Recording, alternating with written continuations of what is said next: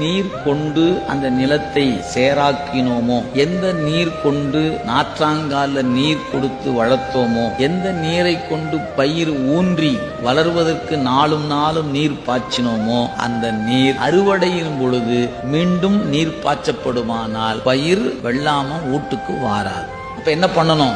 எதை கொடுத்தோமோ கொடுக்கறத நிறுத்து, பக்குவம் ஆயிருச்சு எடு, அப்பதான் அறுவடை பண்ண முடியும். அதே தாங்க இப்ப நமக்கு சாமி என்ன பண்ணாரு, இந்த உலகத்தை கொடுத்திருக்கிறார். நாம இங்க வந்திருக்கிறோம், நமக்கு ஒன்னொன்னா கொடுத்து வளர்த்துக்கிட்டே வர்ற பக்குவம் ஆகும் வரை. ஆன பிறகு கொடுத்ததெல்லாம் நிறுத்து. முதல்ல என்ன பண்ணும்? அறுத்து எடுக்கணும், அறுவடை பண்ணி ஆகணும். நீங்க என்ன பண்றீங்க? கொடுத்த சாமி பறிச்சுக்கிட்டு பதறுகிறோம். இல்ல, அருள் செய்யணும்னா அழித்துத்தான், அழிக்காம அருள் இல்லை. அப்ப அனைத்து உலகம் ஆக்குவாய், காப்பாய், அழிப்பாய், அருள் தருவாய்.